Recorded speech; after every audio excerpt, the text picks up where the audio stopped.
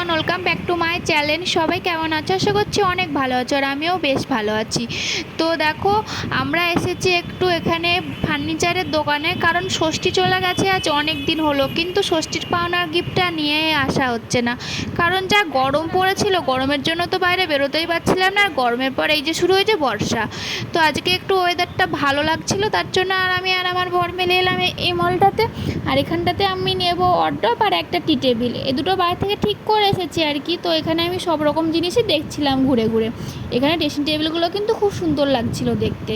এগুলোর দাম সব 7 থেকে শুরু আর কি, 7, 10, 12, 15 এরকম দামের আছে। সোফাগুলোও ঠিক সেরকমই, সব ওই 10,000 টাকা থেকে শুরু, এই 20-25 হাজার টাকার মধ্যে এখানে সব পেয়ে যাবে আর কি। আর এদিকে দেখো, নিচে আমরা এলাম, নিচে এদিকে আমার অর্ডারগুলো সব ছিল। এদিকে কাচের ছিল, কাচের ড্রয়ার করা, কাচের মতো এগুলো প্লেট ছিল, তারপরে নেট দেওয়া ছিল, অনেক রকম ছিল এখানে, সব রকমই দেখছিলাম আর কি।